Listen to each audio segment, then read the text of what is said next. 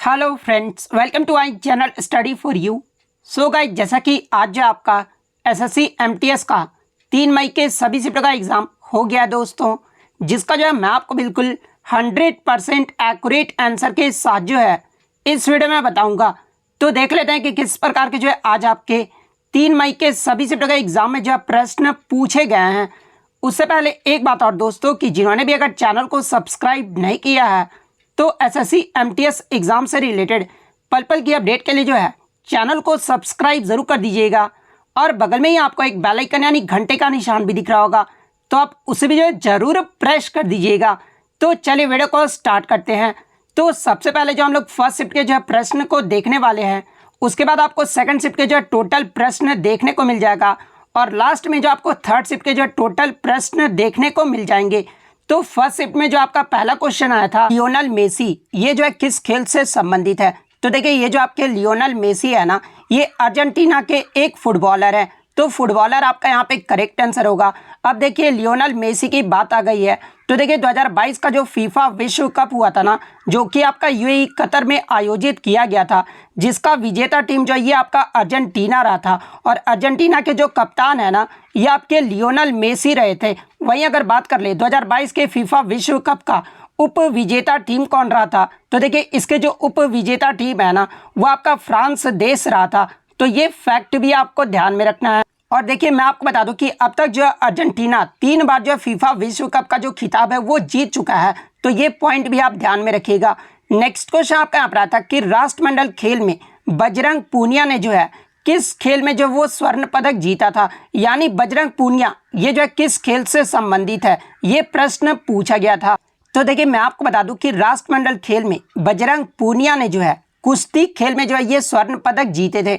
तो कुश्ती आपका यहाँ पे करेक्ट आंसर होगा। इसके अलावा एग्जाम में यहाँ से प्रश्न बनता है कि बजरंग पूनिया ने जो है कितने वर्ग फ्री स्टाइल में जो है ये गोल्ड मेडल जीते थे। तो देखिए, पुरुषों के 65 किलो फ्री स्टाइल वर्ग में जो है फाइनल में कनाडा के मैकलिन लालचन को हराकर जो है बजरंग पूनिया ने स्वर्ण पदक जीता था। तो ये फैक्ट भी आप ध्यान में रखिएगा।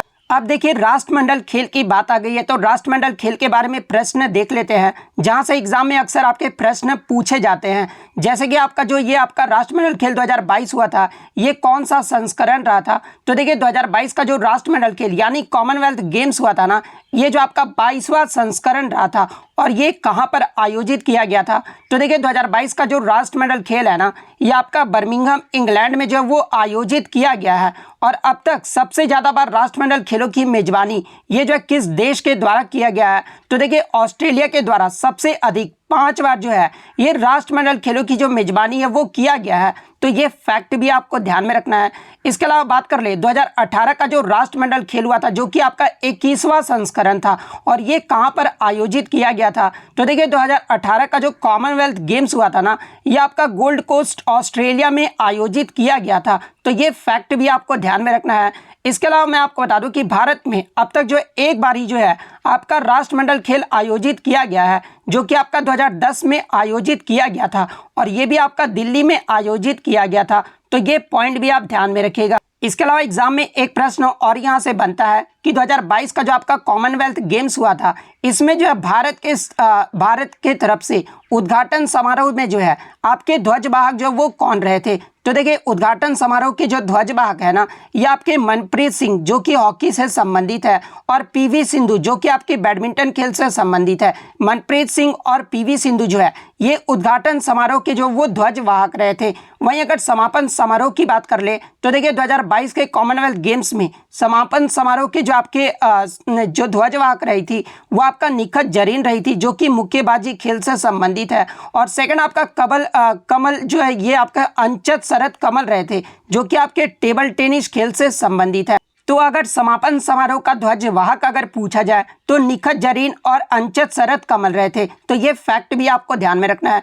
इसके अलावा मैं आपको बता दूं कि आपके 2022 कॉमनवेल्थ गेम्स में जो है आपके 4 नए खेल को जो वो शामिल किया गया था, और वो 4 नए खेल कौन कौन से थे। तो पहला आपका 3x3 बास्केटबॉल खेल को शामिल किया गया था। इसके अलावा महिला T20 क्रिकेट को जो वो शामिल किया गया था। इसके अलावा पैरा टेबल टेनिस को जो वो शामिल किया गया था, और 3x3 व्हील चेयर बास्केटबॉल को भी जो वो शामिल किया गया था। तो ये फैक्ट भी आपको ध्यान में रखना है। इसके अलावा अगर पदक तालिका की बात कर ले तो देखिए पहले स्थान पे जो आपका देश रहा था ना वो आपका ऑस्ट्रेलिया देश रहा था। ऑस्ट्रेलिया ने जो टोटल 178 पदक जीते थे। सेकंड स्थान पे जो आपका इंग्लैंड देश रहा था। वहीं अगर भारत की बात कर ले तो भारत जो इसमें चौथे पायदान पे रहा था। भारत ने जो टोटल 61 पदक जीते थे, जिसमें अगर गोल्ड की बात कर ले तो देखिए भारत के द्वारा जो है 22 गोल्ड मेडल जीता गया था। वहीं अगर सिल्वर मेडल की बात कर ले तो सिल्वर जो वो 16 जीता गया था और 23 जो वो आपका ब्रॉन्ज मेडल जीता गया था। तो ये सारे पॉइंट जो आपको ध्यान में रखना है। नेक्स्ट क्वेश्चन आपका यहाँ पर आता है कि ड्रीम्स फ्रॉम माय फादर, ये जो पुस्तक है ना ये किसके द्वारा लिखा गया है। तो देखिए ड्रीम्स फ्रॉम माय फादर ये जो बराक ओबामा के द्वारा इस पुस्तक को लिखा गया है।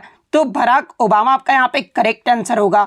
नेक्स्ट क्वेश्चन आपका यहाँ पर आया था कि गयासुद्दीन तुगलक की मृत्यु के बाद दिल्ली की गद्दी पर जो ये कौन बैठा था, यानी दिल्ली का जो सुल्तान है ना गयासुद्दीन तुगलक के बाद ये जो है कौन बना था। तो देखिए सबसे पहले मैं आपको बता दूं कि गयासुद्दीन तुगलक की जो मृत्यु है ना ये आपका 1325 ईस्वी में हुआ था। और किस कारण से हुआ था, तो देखिए गयासुद्दीन तुगलक की जो मृत्यु है ना ये आपका लकड़ी के घर गिरने से जो है उसकी जो है वो मृत्यु हो गई थी। इसके अलावा मैं आपको बता दूं कि तुगलक वंश की भी जो स्थापना है ना ये आपका गयासुद्दीन तुगलक के द्वारा 1320 ईस्वी में किया गया था। और गयासुद्दीन तुगलक की मृत्यु के बाद दिल्ली की गद्दी पर जो है ये इसका उत्तराधिकारी मोहम्मद बिन तुगलक जो है वो बैठा था। तो मोहम्मद बिन तुगलक आपका यहाँ पे करेक्ट आंसर होगा।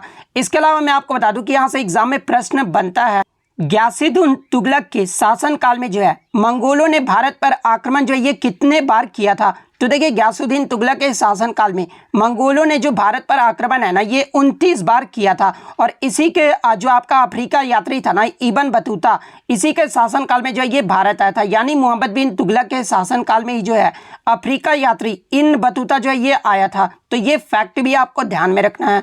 नेक्स्ट क्वेश्चन आपका यहाँ पर आया था कि सुगी ये जो है किस राज्य का लोक नृत्य है। तो देखिए ये जो आपका सुगी है ना ये कर्नाटक राज्य का लोक नृत्य है। तो कर्नाटक आपका यहाँ पे करेक्ट आंसर होगा। इसके अलावा यक्षगान, हुतरी, कुनीथा और कारगा इन सभी जो नृत्य है ना ये कर्नाटक राज्य के लोक नृत्य हैं। नेक्स्ट क्वेश्चन आपका यहाँ पर आता है कि 2011 की जनगणना के अनुसार निम्नलिखित में से किस केंद्र शासित प्रदेश में जो है न्यूनतम लिंगानुपात रहा था, यानी सबसे कम जो लिंगानुपात है ना ये किस केंद्र शासित प्रदेश का रहा था।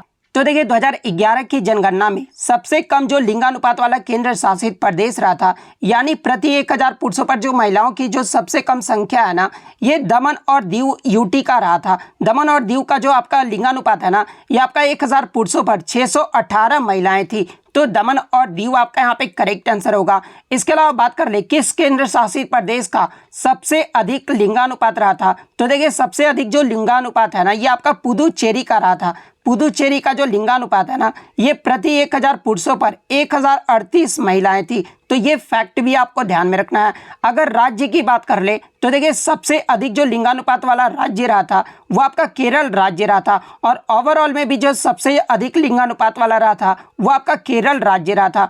केरल का जो लिंगानुपात है ना वो आपका 1000 पुरुषों पर 1084 महिलाएं थी। और सबसे कम लिंगानुपात वाला राज्य अगर पूछा जाए तो देखिए सबसे कम लिंगानुपात वाला जो राज्य रहा था ना ये आपका हरियाणा राज्य रहा था। हरियाणा का जो लिंगानुपात है ये आपका 1000 पुरुषों पर जो है 877 महिलाएं थी। तो ये सारे फैक्ट जो आपको ध्यान में रखना है। इसके अलावा बात कर ले 2011 की जनगणना के अनुसार भारत का जो सेक्स रेशियो यानी लिंगानुपात कितना रहा था। तो ये आपका 943 या 9043 जो है ये रहा था। और 2001 में भारत का लिंगानुपात कितना रहा था। तो ये आपका 933 रहा था। तो ये फैक्ट भी आप ध्यान में रखिएगा। नेक्स्ट क्वेश्चन आपका यहाँ पर आता है कि रुक्मणी देवी अरुणडेल ये जो किस नृत्य से संबंधित है। तो देखिए रुक्मणी देवी अरुणडेल जो है ये भरतनाट्यम नृत्य से संबंधित है। और भरतनाट्यम ये जो किस राज्य का शास्त्रीय नृत्य है। तो ये तमिलनाडु राज्य का शास्त्रीय नृत्य है। तो भरतनाट्यम आपका करेक्ट आंसर होगा। इसके अलावा रुक्मणी देवी अरुणडेल के पुरस्कार की बात कर ले तो इन्हें जो है कला के क्षेत्र में 1956 में जो है पद्म भूषण पुरस्कार से जो वो सम्मानित किया गया था। 1957 में जो इन्हें संगीत नाटक अकादमी पुरस्कार से सम्मानित किया गया था। इसके अलावा जो आपका मध्य प्रदेश राज्य के द्वारा जो आपका कालिदास सम्मान दिया जाता है ये जो है 1984 में जो है इन्हें दिया गया था। तो ये सारे पॉइंट जो आपको ध्यान में रखना है। इसके अलावा अन्य कलाकार की बात कर ले जो कि आपके भरतनाट्यम नृत्य से संबंधित है, जैसे कि यामिनी कृष्णमूर्ति, मीनाक्षी सुंदरम पिल्लई, कृष्णमूर्ति, सोनल मानसिंह, रुक्मणी देवी अरुणडेल, टी बाला सरस्वती, पद्म सुब्रमण्यम, एस के सरोज, विजयंती माला, राम गोपाल लीला सैमसन, मृणालिनी साराभाई, मल्लिका साराभाई, मालविका सरकार, प्रियदर्शनी गोविंद, अनीता रत्नम, इन सभी का जो संबंध है ना ये भरतनाट्यम नृत्य से है। नेक्स्ट क्वेश्चन आपका यहाँ पर आता है कि निम्नलिखित में से कौन सा अनुच्छेद जो है जन रोजगार के मामलों में जो है अवसर की समानता को बताता है। तो देखिए ये जो आपका अनुच्छेद 16 है ना ये जन रोजगार के मामलों में अवसर की समानता को बताता है। तो अनुच्छेद 16 आपका यहाँ पे करेक्ट आंसर होगा। और देखिए मैं आपको बता दूं कि ये जो आपका अनुच्छेद 14 से 18 तक जो है ये आपका समानता का अधिकार के अंतर्गत जो है ये आ जाता है। और ये जो आपका समानता का अधिकार है ना ये आपका एक मौलिक अधिकार है। अब देखिए मौलिक अधिकार की बात आ गई है तो मौलिक अधिकार जो है ये आपका संविधान के भाग 3 और अनुच्छेद 12 से 35 तक जो है मौलिक अधिकारों का जो वो वर्णन किया गया है। इसके अलावा मैं आपको बता दूं कि संविधान के भाग 3 को जो है भारत का मैग्ना कार्टा की संज्ञा भी जो है वो दी गई है। तो ये फैक्ट भी आप ध्यान में रखिएगा। इसके अलावा मैं आपको बता दूं कि मूल संविधान में जो है हमारे मौलिक अधिकारों की जो संख्या थी ना वो 7 थी। यानी जब हमारा संविधान बना था तो उस समय मौलिक अधिकारों की जो संख्या थी वो 7 थी। और ये जो आपका संपत्ति का अधिकार था ना उस समय अनुच्छेद 31 में था। लेकिन मैं आपको बता दूं कि अब जो आपके 6 मौलिक अधिकार हैं 44वें संविधान संशोधन अधिनियम के द्वारा जो है 1978 द्वारा मौलिक अधिकारों की सूची से जो है संपत्ति के अधिकार को जो वो हटा दिया गया है और इसे जो है संविधान के भाग 12 और ये जो आपका अनुच्छेद 301 के तहत कानूनी अधिकार जो है संपत्ति के अधिकार को बना दिया गया है। तो ये फैक्ट भी आपको ध्यान में रखना है। और वर्तमान में आपके 6 मौलिक अधिकार कौन कौन से हैं? तो पहला तो आपका समानता का अधिकार हो गया जो कि अनुच्छेद 14 से 18 में है। सेकंड आपका स्वतंत्रता का अधिकार है जो कि अनुच्छेद 19 से 22 में है। थर्ड आपका शोषण के विरुद्ध अधिकार है जो कि अनुच्छेद 23 से 24 में है। फोर्थ आपका धर्म की स्वतंत्रता का अधिकार है जो कि अनुच्छेद 25 से 28 में है। फिफ्थ आपका संस्कृति और शिक्षा संबंधी अधिकार है जो कि अनुच्छेद 29 और 30 में है। सिक्स्थ आपका संवैधानिक उपचारों का अधिकार है जो कि अनुच्छेद 32 में है। तो ये सारे पॉइंट जो आपको ध्यान में रखना है। नेक्स्ट क्वेश्चन आपका यहाँ पर आया था कि यूनानी इतिहासकार मेगास्थनीज ने जो है ये किस भारतीय शासक के शासनकाल में जो है भारत का दौरा किया था? तो देखिए ये जो आपका यूनानी इतिहासकार ये जो मेगास्थनीज था ना ये चंद्रगुप्त मौर्य के शासनकाल के दौरान जो है भारत का दौरा किया था। तो चंद्रगुप्त मौर्य आपका यहाँ पे करेक्ट आंसर होगा। इसके अलावा एग्जाम में एक प्रश्न और बनता है कि ये जो आपका मेगास्थनीज था ना ये किसका राजदूत था? तो देखिए ये जो आपका मेगास्थनीज था ना ये चंद्रगुप्त मौर्य के दरबार में सेल्यूकस निकेटर प्रथम जो था ना उसका जो है ये राजदूत था। तो ये पॉइंट भी आप ध्यान में रखिएगा। इसके अलावा जो आपका प्रसिद्ध पुस्तक इंडिका नामक जो पुस्तक भी है ना ये आपका मेगास्थनीज के द्वारा लिखा गया है। तो ये पॉइंट भी आप ध्यान में रखिएगा। नेक्स्ट क्वेश्चन आपका यहाँ पर आया था कि बैसाखी का जो त्यौहार है ये किस महीने में मनाया जाता है? तो देखिए बैसाखी का त्यौहार प्रति वर्ष जो है ये 14 अप्रैल को मनाया जाता है। और 14 अप्रैल को ही क्यों मनाया जाता है? क्योंकि इसी दिन जो है सिखों के 10वें गुरु गोविंद सिंह ने जो है खालसा पंथ की स्थापना की थी। तो अप्रैल आपका यहाँ पे करेक्ट आंसर होगा। नेक्स्ट क्वेश्चन आपका यहाँ पर आता है कि भारत का पहला उच्च न्यायालय यानी हाई कोर्ट की जो स्थापना है ना ये कब किया गया था? तो देखिए भारत का जो सबसे पुराना उच्च न्यायालय है ये आपका कलकत्ता उच्च न्यायालय है। और कलकत्ता उच्च न्यायालय की जो स्थापना है ना ये आपका 1 जुलाई 1862 को किया गया था। तो 1862 आपका यहाँ पे करेक्ट आंसर होगा।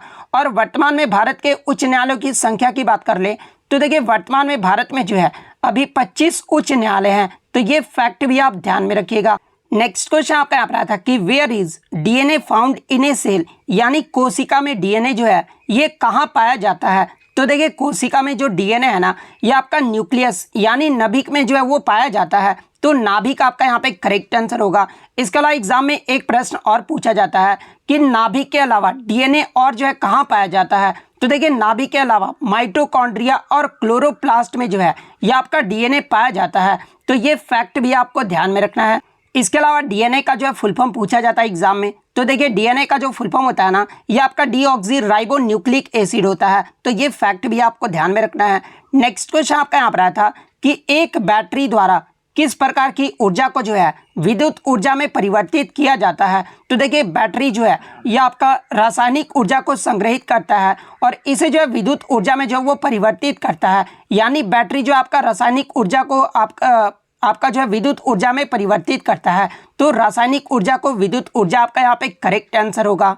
इसके अलावा अगर बात कर ले विद्युत मोटर के बारे में, तो देखिए विद्युत मोटर जो है ये विद्युत ऊर्जा को जो है यांत्रिक ऊर्जा में बदलता है, और ये जो आपका डायनेमो है ना, ये यांत्रिक ऊर्जा को जो है विद्युत ऊर्जा में बदलता है। तो ये पॉइंट भी आप ध्यान में रखिएगा। नेक्स्ट क्वेश्चन आपका यहाँ पर आता है कि लाइकेन, और ये जो आपका लाइकेन और ये आपका कोई जो है ना, ये किस प्रकार के वनस्पति में पाए जाते हैं। तो देखिए कोई और लाइकेन जो है ये आपका टुंड्रा वनस्पति में जो है वो पाया जाता है।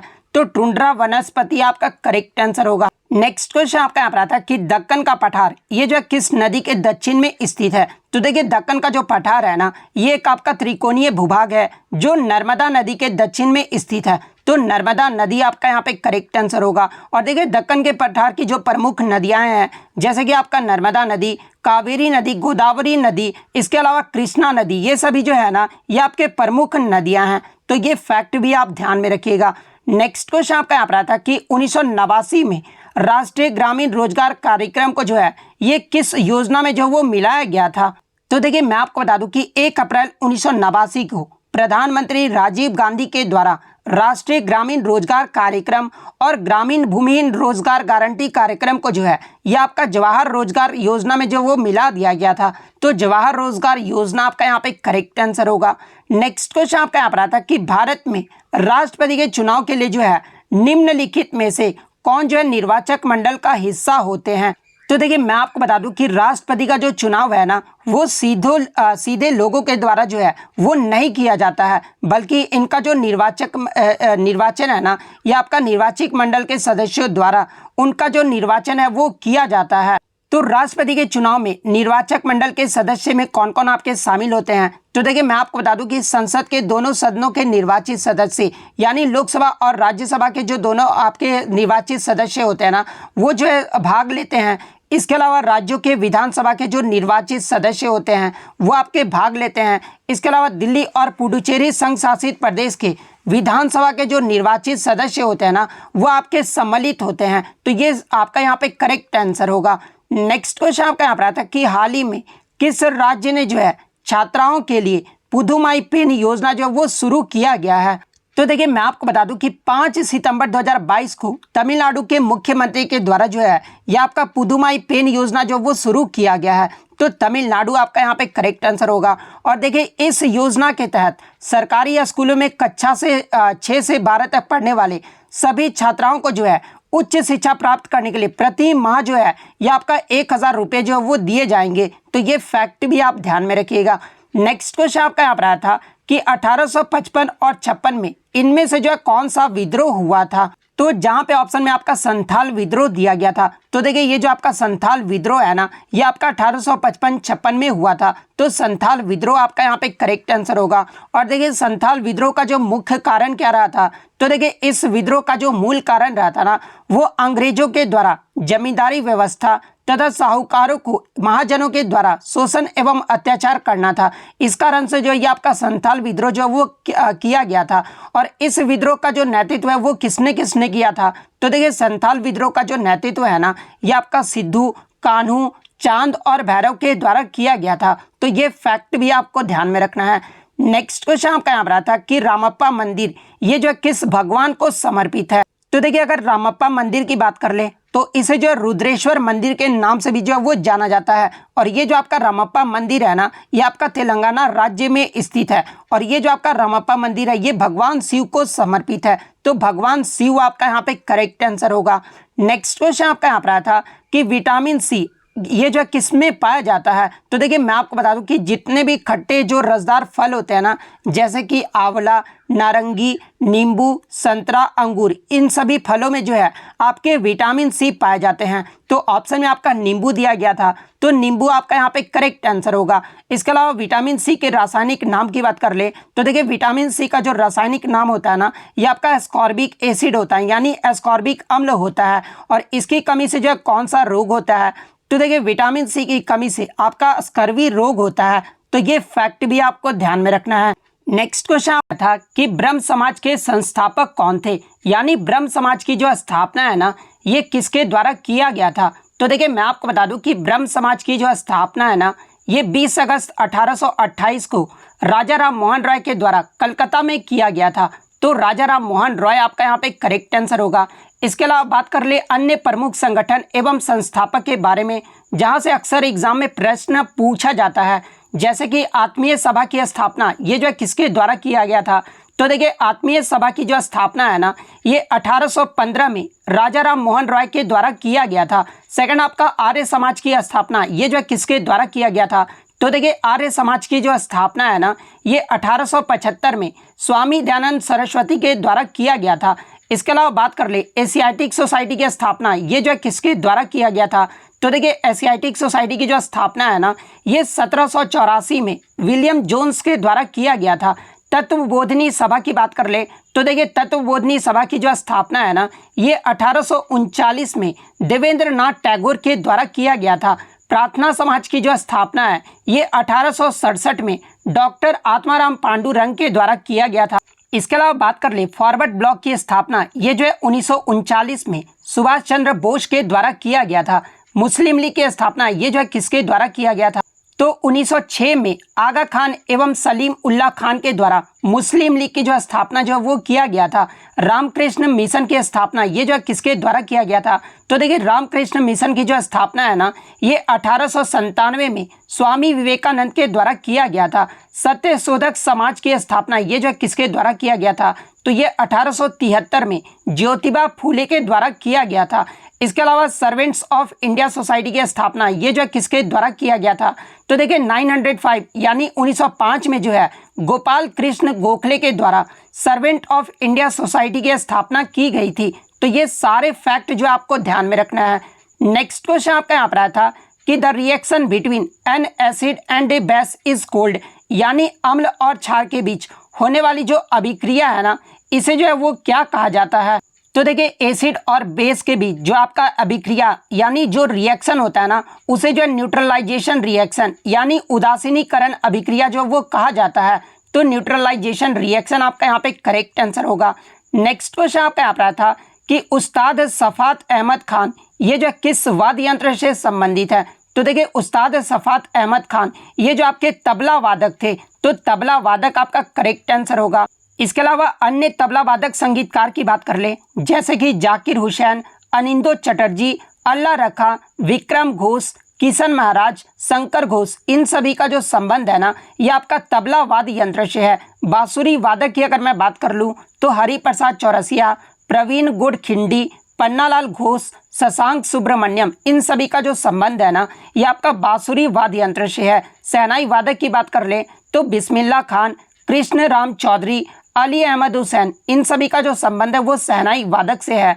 अगर सरोद वादक की बात कर ले तो अलाउद्दीन खान, अली अकबर खान, अमजद अली खान, बुद्धदेव दास गुप्ता, बहादुर खान और सरन रानी, इन सभी का जो संबंध है ना, ये आपका सरोद वाद्य यंत्र से है। तो ये सारे फैक्ट जो आपको ध्यान में रखना है।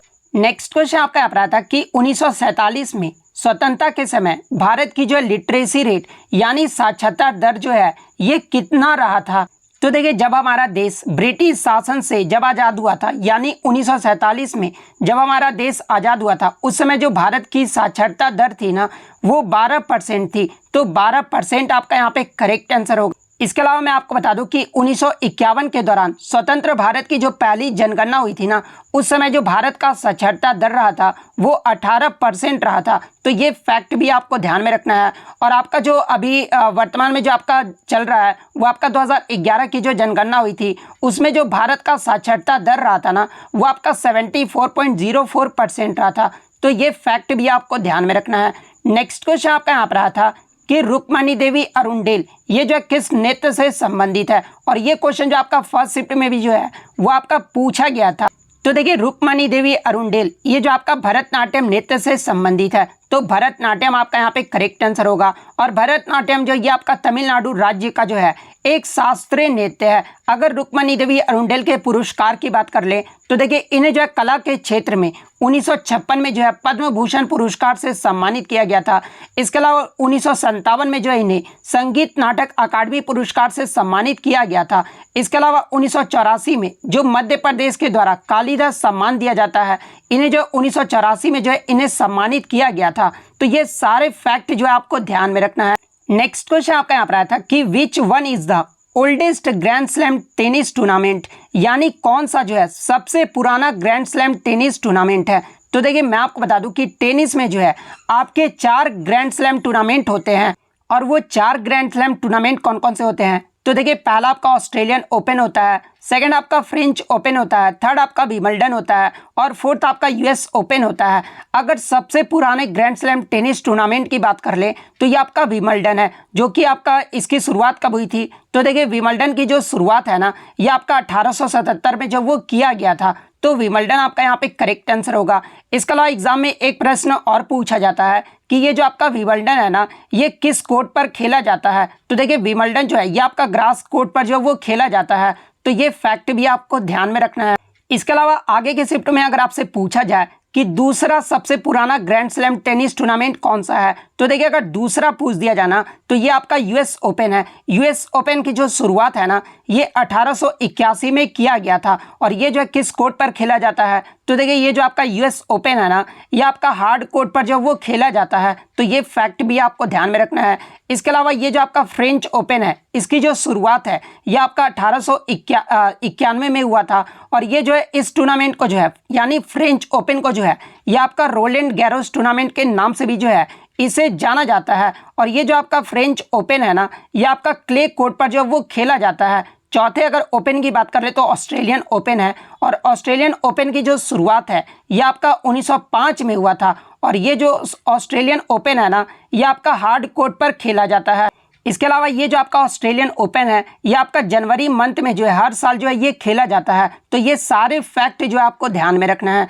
नेक्स्ट क्वेश्चन आपका यहाँ पर आता है कि हॉकी के मैदान पर खिलाड़ियों की जो है संख्या कितनी होती है।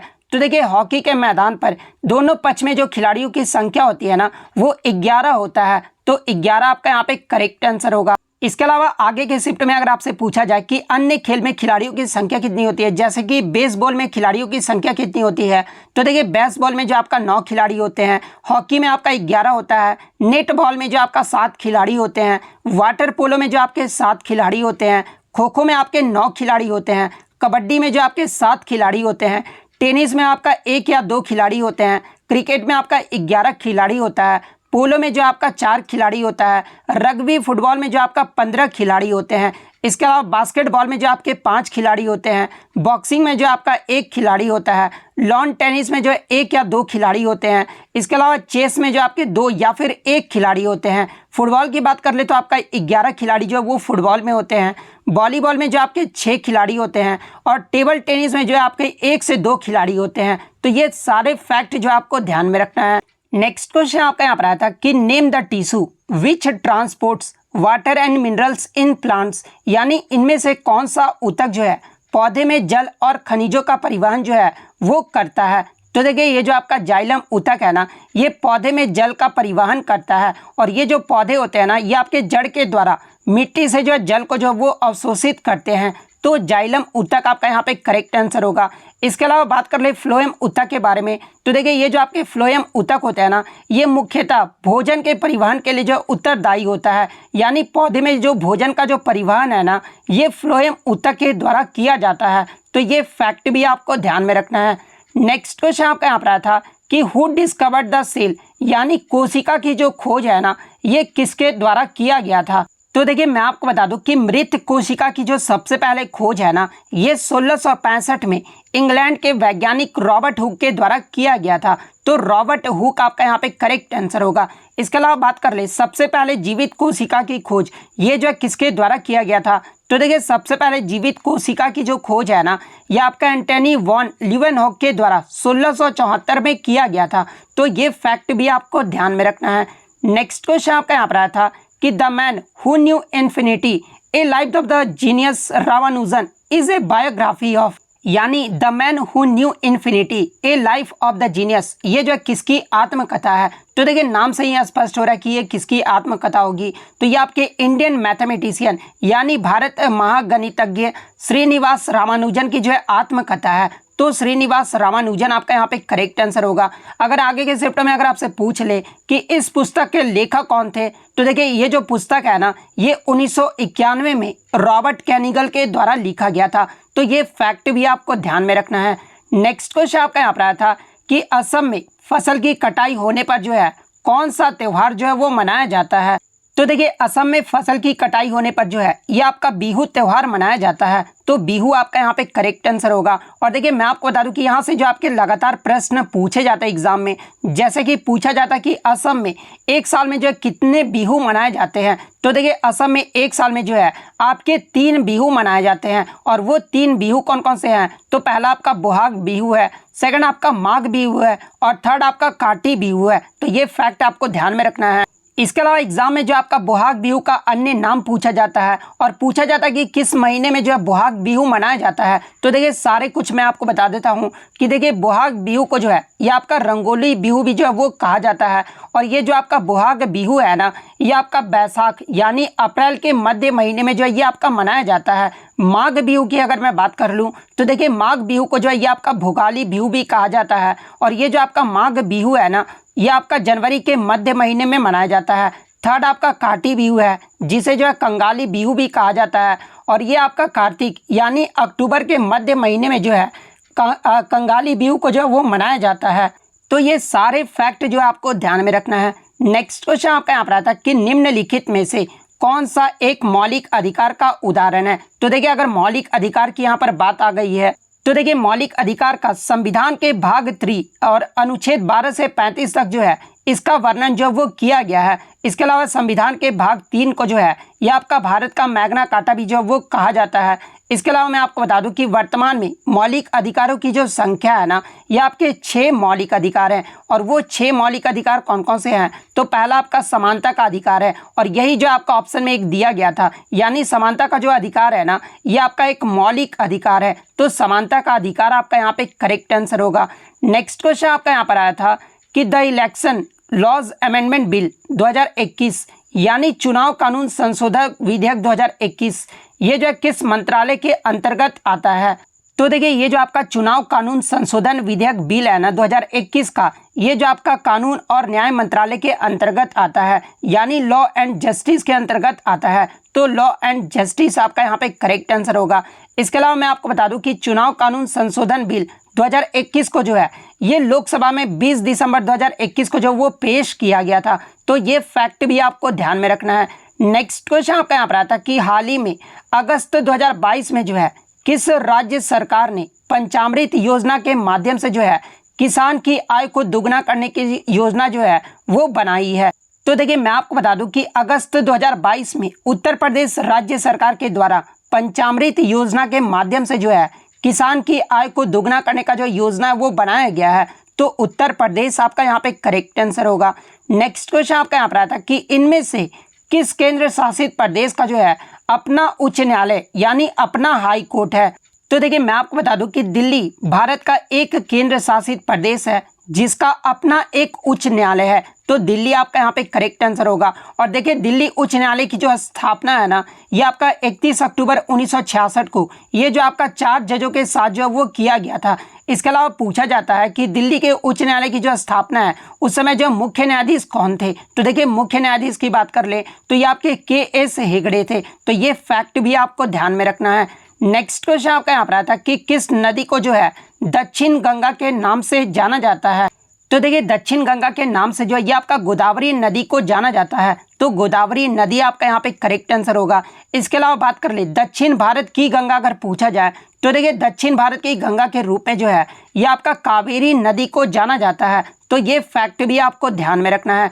नेक्स्ट क्वेश्चन आपका यहाँ पर आया था कि पृथ्वी की सतह पर कौन से बल जो है वो कार्य करते हैं। तो देखिए पृथ्वी की सतह पर जो है ये आपका गुरुत्वाकर्षण बल यानी ग्रेविटेशनल फोर्स जो वो कार्य करता है। तो ग्रेविटेशनल फोर्स आपका करेक्ट आंसर होगा। नेक्स्ट क्वेश्चन आपका यहाँ पर आया था कि वर्ष 2021 का अभिनंदन सरोजा राष्ट्रीय पुरस्कार ये जो है इनमें से किसे दिया गया था? तो देखिए वर्ष 2021 का अभिनंदन सरोजा जो राष्ट्रीय पुरस्कार है ना, ये अपर्णा सतीशन को दिया गया था। तो अपर्णा सतीशन आपका यहाँ पे करेक्ट आंसर होगा। बात कर ले अपर्णा सतीशन के बारे में, तो देखिए अपर्णा सतीशन जो है ये कुचिपुड़ी और भरतनाट्यम नृत्य की नृत्यांगना है। तो ये फैक्ट भी आपको ध्यान में रखना है। Next question, Gorakhpur is the headquarter of which railway, यानी गोरखपुर जो है ये किस रेलवे का मुख्यालय है? तो देखिए गोरखपुर की बात कर ले तो ये आपका नॉर्थ ईस्टर्न रेलवे यानी पूर्वोत्तर रेलवे का जो है ये मुख्यालय है। तो पूर्वोत्तर रेलवे आपका यहाँ पे करेक्ट आंसर होगा। इसके अलावा मैं आपको बता दूं कि भारतीय रेलवे को जो है 18 जोन और 73 मंडलों में जो है ये आपका विभाजित किया गया है। और रेलवे जोन में सबसे बड़ा जो क्षेत्र है ना, ये आपका उत्तरी जोन है। तो ये फैक्ट भी आपको ध्यान में रखना है।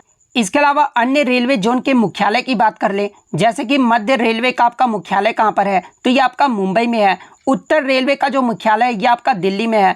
पूर्वोत्तर रेलवे का जो मुख्यालय है ये आपका गोरखपुर में है। पूर्वोत्तर सीमांत रेलवे की अगर बात कर ले मुख्यालय कहाँ पर है? तो ये आपका गुवाहाटी में है। पूर्वी रेलवे का जो मुख्यालय ये आपका कोलकाता में है। दक्षिण पूर्व रेलवे का जो मुख्यालय ये आपका कोलकाता में है। इसके अलावा दक्षिण मध्य रेलवे का जो मुख्यालय ये आपका सिकंदराबाद में है। दक्षिण रेलवे का अगर मुख्यालय पूछा जाए तो ये आपका चेन्नई में स्थित है। इसके अलावा पश्चिम रेलवे का मुख्यालय अगर पूछा जाए तो ये आपका मुंबई में स्थित है। दक्षिण पश्चिम रेलवे का मुख्यालय अगर पूछा जाए तो ये आपका हुबली में है। उत्तर पश्चिम रेलवे का मुख्यालय जो है ये आपका जयपुर में है। पश्चिम मध्य रेलवे का जो मुख्यालय ये आपका जबलपुर में है। उत्तर मध्य रेलवे का जो मुख्यालय ये आपका इलाहाबाद में है। दक्षिण पूर्व मध्य रेलवे का जो मुख्यालय ये आपका बिलासपुर में है। पूर्व तट रेलवे का जो मुख्यालय ये आपका भुवनेश्वर में स्थित है। इसके अलावा पूर्व मध्य रेलवे का जो मुख्यालय ये आपका हाजीपुर में है। मेट्रो रेलवे का जो मुख्यालय ये आपका कोलकाता में है। दक्षिण तट रेलवे का जो मुख्यालय ये आपका विशाखापट्टनम में है। तो ये सारे फैक्ट जो है आपको ध्यान में रखना है। नेक्स्ट क्वेश्चन आपका यहाँ पर आता कि हर्षवर्धन के दरबारी कवि कौन थे? तो देखिए हर्षवर्धन के जो दरबारी कवि थे ना, ये बाण भट्ट थे। तो बाण भट्ट आपका यहाँ पे करेक्ट आंसर होगा। इसके अलावा एग्जाम में एक प्रश्न और यहाँ से बनता है कि हर्षवर्धन की जो जीवनी है ना, जिसका नाम हर्षचरित है, ये जो किसके द्वारा लिखा गया है? तो देखिए हर्षवर्धन की जीवनी हर्षचरित जो है ये बाण भट्ट ने संस्कृत में जो है वो लिखा है। तो ये फैक्ट भी आपको ध्यान में रखना है। नेक्स्ट क्वेश्चन आपका यहाँ पर आया था कि प्रार्थना समाज के संस्थापक कौन थे? तो देखिए प्रार्थना समाज की जो स्थापना है ना, ये आत्मारंग पांडुरंग के द्वारा बंबई में जो है 31 मार्च 1867 को किया गया था। तो आत्माराम पांडुरंग आपका करेक्ट आंसर होगा। नेक्स्ट, तो थर्ड शिफ्ट में जो आपका पहला क्वेश्चन आया था कि कोनेरू हम्पी निम्नलिखित में से किस खेल से संबंधित है? तो देखिए ये जो आपका कोनेरू हम्पी है ना, ये शतरंज यानी चेस खेल से संबंधित है। तो शतरंज आपका यहाँ पे करेक्ट आंसर होगा। इसके अलावा बात कर ले, ये जो आपका कोनेरू हम्पी है ये भारत के किस राज्य से संबंधित है? तो ये आंध्र प्रदेश के गुड़ीवाड़ा से है। तो ये फैक्ट भी आपको ध्यान में रखना है। नेक्स्ट क्वेश्चन आपका यहाँ पर आता है कि in the plant kingdom ferns and ferns allies belong to which group, यानी पौधे के साम्राज्य में फर्न्स और फर्न सहयोगी जो है ये किस समूह से संबंधित है? तो देखिए प्लांट किंगडम में फर्न्स और फर्न जो सहयोगी है ना, ये आपके टेरिडोफाइटा समूह से संबंधित है। तो टेरिडोफाइटा आपका यहाँ पे करेक्ट आंसर होगा। इसके अलावा मैं आपको बता दूं कि ये जो आपका टेरिडोफाइटा जो पौधे होते हैं ना, ये आपके बीजाणुओं के माध्यम से जो है वो प्रजनन करते हैं, ना कि बीजों के द्वारा जो वो प्रजनन करते हैं। तो ये फैक्ट भी आपको ध्यान में रखना है। नेक्स्ट क्वेश्चन आपका यहाँ पर आया था कि वेदांतम सत्यनारायण शर्मा इनका जो संबंध है ना, ये किस शास्त्रीय नृत्य से है? तो देखिए वेदांतम सत्यनारायण शर्मा का जो संबंध है ना, ये कुचिपुड़ी नृत्य से है। तो कुचिपुड़ी आपका यहाँ पे करेक्ट आंसर होगा। नेक्स्ट क्वेश्चन आपका यहाँ पर आया था कि बैसाखी पर्व ये जो है किस राज्य में मनाया जाता है? तो देखिए ये जो आपका बैसाखी पर्व है ना, ये जनरली आपका पंजाब और हरियाणा राज्य में मनाया जाता है। तो पंजाब और हरियाणा आपका यहाँ पे करेक्ट आंसर होगा। नेक्स्ट क्वेश्चन आपका यहाँ पर आया था कि which among the following is a cold dry wind, यानी निम्नलिखित में से कौन सी जो है ठंडी शुष्क हवा है? तो आपके ऑप्शन में जो है पोलर स्टरलाइज विंड दिया गया था। तो देखिए ये जो आपका पोलर स्टरलाइज विंड यानी जो ये आपके ध्रुवीय पवनें होती है ना, ये आपके कोल्ड ड्राई विंड यानी ठंडी शुष्क हवा होती है। तो ध्रुवीय पवनें आपका यहाँ पे करेक्ट आंसर होगा। नेक्स्ट क्वेश्चन आपका यहाँ पर आया था कि Hindustan Aeronautics is related to which sector, यानी हिंदुस्तान एरोनॉटिक्स जो है ये किस क्षेत्र से संबंधित है? तो देखिए ये जो आपका हिंदुस्तान एरोनॉटिक्स है ना, ये आपका एरोस्पेस और डिफेंस सेक्टर से संबंधित है। तो एरोस्पेस और डिफेंस सेक्टर आपका करेक्ट आंसर होगा। नेक्स्ट क्वेश्चन आपका यहाँ पर आया था कि Mahatma Gandhi established which organisation in South Africa in 1894, यानी महात्मा गांधी के द्वारा 1894 में जो है दक्षिण अफ्रीका में किस संगठन की जो स्थापना है वो किया गया था। तो देखिए महात्मा गांधी के द्वारा 1894 में जो है दक्षिण अफ्रीका में द नाटाल इंडियन कांग्रेस संगठन की जो स्थापना है वो किया गया था। तो देखिए द नाटाल इंडियन कांग्रेस आपका करेक्ट आंसर होगा। इसके अलावा आप कमेंट करके ये जवाब जरूर दीजिएगा कि महात्मा गांधी जो है दक्षिण अफ्रीका से भारत कब लौटे थे, यानी किस वर्ष जो है महात्मा गांधी दक्षिण अफ्रीका से भारत लौटे थे। ये जो आप कमेंट करके जो है वो जरूर जवाब दीजिएगा।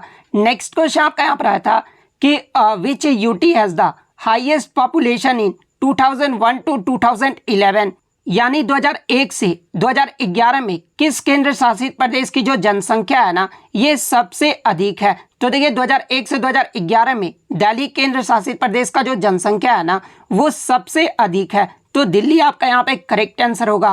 नेक्स्ट क्वेश्चन आपका यहाँ पर आता कि सेल्यूकस निकेटर ने चंद्रगुप्त मौर्य के दरबार में जो है ये किसे भेजा था। तो देखिए सेल्यूकस निकेटर के द्वारा चंद्रगुप्त मौर्य के दरबार में ये जो है मेगास्थनीज को भेजा गया था। तो मेगास्थनीज आपका करेक्ट आंसर होगा। नेक्स्ट क्वेश्चन आपका यहाँ पर आया था कि विजयनगर साम्राज्य का जो विखंडन है ना ये किस युद्ध के बाद हुआ था। तो देखिए मैं आपको बता दूं कि ये जो आपका तालीकोटा का जो युद्ध है ना ये आपका 1565 ईस्वी में लड़ा गया था और इसी युद्ध के बाद जो है विजयनगर साम्राज्य का जो विखंडन है वो हुआ था। तो तालीकोटा का युद्ध आपका यहाँ पे करेक्ट आंसर होगा। इसके अलावा मैं आपको बता दूं कि विजयनगर साम्राज्य की स्थापना कब हुई थी। तो देखिए विजयनगर साम्राज्य की जो स्थापना है ना ये आपका 1336 ईस्वी में हरिहर और बुक्काराय भाई के द्वारा जो है विजयनगर साम्राज्य की स्थापना की गई थी। तो ये फैक्ट भी आपको ध्यान में रखना है। नेक्स्ट क्वेश्चन आपका यहाँ पर आया था कि who is the author of the book the Indian struggle for independence, यानी the Indian struggle for independence ये जो पुस्तक है ना ये किसके द्वारा लिखा गया है। तो ये पुस्तक जो आपका विपिन चंद्र पाल के द्वारा लिखा गया है। तो विपिन चंद्र पाल आपका करेक्ट आंसर होगा। नेक्स्ट क्वेश्चन आपका यहाँ पर आता कि पद्मा सुब्रमण्यम ये जो है किस नृत्य शैली से संबंधित है। तो देखिए पद्मा सुब्रमण्यम का जो संबंध है ना ये भरतनाट्यम नृत्य से है। तो भरतनाट्यम आपका करेक्ट आंसर होगा। नेक्स्ट क्वेश्चन आपका यहाँ पर आता कि न्यूटन का प्रथम नियम ये जो है किस नाम से जाना जाता है। तो देखिए न्यूटन के प्रथम नियम को जो है ये आपका जड़त्व का नियम यानी लॉ ऑफ इनर्शिया के नाम से जाना जाता है। तो लॉ ऑफ इनर्शिया आपका यहाँ पे करेक्ट आंसर होगा। नेक्स्ट क्वेश्चन आपका यहाँ पर आता कि निम्नलिखित में से किस राज्य की जो सीमा है ना ये नेपाल से नहीं लगती है। तो देखिए मैं आपको बता दूं कि नेपाल की जो सीमा है ना ये भारत के 5 राज्यों से लगती है और वो 5 राज्य कौन कौन से हैं। तो पहला आपका उत्तर प्रदेश से लगता है, सेकंड आपका उत्तराखंड से लगता है, थर्ड आपका बिहार से लगता है, फोर्थ आपका सिक्किम से लगता है और फिफ्थ आपका पश्चिम बंगाल से लगता है। तो इनमें से आपका 3 तो ऑप्शन में दिया गया था। इसके अलावा जो चौथा ऑप्शन होगा ना वो आपका करेक्ट आंसर होगा। इसके अलावा बात कर ले नेपाल की सीमा भारत से जो है ये कितने किलोमीटर की सीमा जो है वो साझा करता है। तो देखिए नेपाल की सीमा जो है ये भारत के साथ 1751 किलोमीटर की सीमा जो है वो साझा करता है। तो ये फैक्ट भी आपको ध्यान में रखना है। नेक्स्ट क्वेश्चन आपका यहाँ पर आया था कि उड़ीसा की सबसे बड़ी तथा भारत की तीसरी सबसे बड़ी प्रायद्वीपीय नदी कौन सी है। तो देखिए उड़ीसा का जो सबसे बड़ी नदी है ना ये आपका महानदी है और ये जो आपका महानदी है ना ये आपका प्रायद्वीपीय भारत की तीसरी सबसे बड़ी नदी है। तो महानदी आपका यहाँ पे करेक्ट आंसर होगा। इसके अलावा बात कर ले प्रायद्वीपीय भारत की सबसे बड़ी नदी अगर पूछा जाए तो देखिए प्रायद्वीपीय भारत की जो सबसे बड़ी नदी है ना ये आपका गोदावरी नदी है, उसके बाद आपका कृष्णा नदी है और तीसरी जो सबसे बड़ी नदी है वो आपका महानदी है। तो महानदी आपका करेक्ट आंसर होगा। नेक्स्ट क्वेश्चन आपका यहाँ पर आता कि 2001 में किस शहनाई वादक को जो है भारत रत्न से सम्मानित किया गया था। तो देखिए ये जो आपके उस्ताद बिस्मिल्लाह खान है ना जो कि आपके शहनाई वादक वाद्य यंत्र से संबंधित है और इन्हें जो 2001 में जो भारत रत्न से सम्मानित किया गया था। तो उस्ताद बिस्मिल्लाह खान आपका यहाँ पे करेक्ट आंसर होगा। इसके अलावा मैं आपको बता दूं कि 2001 में जो है आपके लता मंगेशकर को भी जो है वो आपका भारत रत्न से सम्मानित किया गया था। इसके अलावा मैं आपको बता दूं कि भारत रत्न की जो शुरुआत है ये आपका 1954 में किया गया था। तो ये फैक्ट भी आपको ध्यान में रखना है। नेक्स्ट क्वेश्चन आपका यहाँ पर आता है कि मिशन कर्मयोगी योजना ये जो है किससे संबंधित है। तो देखिए ये जो आपका मिशन कर्मयोगी योजना है ना, ये आपका सिविल सर्वेंट से संबंधित है, यानी सिविल सेवक से जो ये आपका संबंधित है। तो सिविल सर्वेंट आपका यहाँ पे करेक्ट आंसर होगा। इसके अलावा मैं आपको बता दूं कि ये जो आपका मिशन कर्मयोगी योजना है ना, इस योजना का जो उद्देश्य है वो सरकारी कार्यालय में कार्यरत सभी कर्मचारियों की जो है योग्यता को उन्नत करना, ये जो आपका मिशन कर्मयोगी योजना का जो है मुख्य उद्देश्य है। तो ये फैक्ट भी आप ध्यान में रखिएगा। नेक्स्ट क्वेश्चन आपका यहाँ पर आता है कि मौलिक कर्तव्य ये जो है किस संविधान संशोधन के द्वारा जो है इसे जोड़ा गया था। तो देखिए मौलिक कर्तव्य की बात कर ले तो इसे जो है 42वें संविधान संशोधन अधिनियम 1976 के द्वारा सरदार स्वर्ण सिंह समिति के सिफारिश पर जो है 10 मौलिक कर्तव्यों को जो वो जोड़ा गया था। तो 42वां संविधान संशोधन 1976 आपका यहाँ पे करेक्ट आंसर होगा। इसके अलावा बात कर ले वर्तमान में मौलिक कर्तव्यों की संख्या कितनी है। तो देखिए वर्तमान में जो आपका मौलिक कर्तव्यों की संख्या है ना वो आपका 11 है, और 11वां जो मौलिक कर्तव्य है ना ये आपका 86वें संविधान संशोधन 2002 के माध्यम से जो है 11वां मौलिक कर्तव्य को जो वो जोड़ा गया था। इसके अलावा मौलिक कर्तव्य की बात कर ले तो देखिए मौलिक कर्तव्य को जो ये आपका रूस देश के संविधान से लिया गया है, और ये जो आपका मौलिक कर्तव्य है ना ये आपका अनुच्छेद 51A में है। इसके अलावा बात कर ले मौलिक कर्तव्य ये जो है किस भाग में है, तो ये आपका भाग 4A में है। इसके अलावा एग्जाम में एक प्रश्न और यहाँ से बनता है कि 42वें संविधान संशोधन 1976 के द्वारा जब मौलिक कर्तव्य को जोड़ा गया था उस समय जो है भारत के प्रधानमंत्री कौन थी। तो देखिए उस समय जो भारत के प्रधानमंत्री थी ना वो इंदिरा गांधी थी। तो ये फैक्ट भी आप ध्यान में रखिएगा। नेक्स्ट क्वेश्चन आपका यहाँ पर आता कि महाबलीपुरम स्मारक ये जो है किस वन से संबंधित है। तो देखिए ये जो आपका महाबलीपुरम जो मंदिर है ना ये आपका तमिलनाडु राज्य में स्थित है, और इसे जो है पल्लव राजवंश के दौरान जो वो बनाया गया था, और पल्लव राजवंश में भी जो है किस राजा के द्वारा जो है स्थापित किया गया था। तो ये आपका नरसिंह वर्मन प्रथम के द्वारा जो है स्थापित किया गया था। तो पल्लव राजवंश आपका यहाँ पे करेक्ट आंसर होगा। नेक्स्ट क्वेश्चन आपका यहाँ पर आता कि 2024 दक्षिण एशियाई खेल ये जो है किस देश में आयोजित किया जाएगा। तो देखिए 2024 का जो दक्षिण एशियाई खेल है ना ये आपका पाकिस्तान देश में आयोजित किया जाएगा। तो पाकिस्तान आपका यहाँ पे करेक्ट आंसर होगा। नेक्स्ट क्वेश्चन आपका यहाँ पर आया था कि आपका जो है which acid is formed in the human stomach, यानी मनुष्य के आमाशय में जो है कौन सा अम्ल बनता है। तो देखिए मनुष्य के आमाशय में जो है यह आपका हाइड्रोक्लोरिक अम्ल बनता है, और हाइड्रोक्लोरिक एसिड का फॉर्मूला क्या होता है, तो ये आपका HCl होता है। तो हाइड्रोक्लोरिक एसिड आपका यहाँ पे करेक्ट आंसर होगा। नेक्स्ट क्वेश्चन आपका यहाँ पर आता कि how many members are nominated by the PM in the inter state council, यानी अंतर्राज्यीय परिषद में PM द्वारा जो ये कितने सदस्यों को मनोनीत किया जाता है। तो देखिए अंतर्राज्यीय परिषद में PM द्वारा जो है ये आपके टोटल 6 सदस्यों को जो है वो मनोनीत किया जाता है। तो 6 आपका यहाँ पे करेक्ट आंसर होगा। तो इतने क्वेश्चन जो है आज मुझे बच्चों के द्वारा मिले हैं जो कि 100% रियल और ऑथेंटिक है। तो अगर वीडियो अच्छी लगी हो तो वीडियो को जो है लाइक ज़रूर कर दीजिएगा, और इसी तरह SSC के किसी भी एग्जाम का रियल एनालिसिस पाने के लिए जो है चैनल को सब्सक्राइब ज़रूर कर दीजिएगा। तो मिलते हैं नेक्स्ट वीडियो में, तब तक thank you, all the best.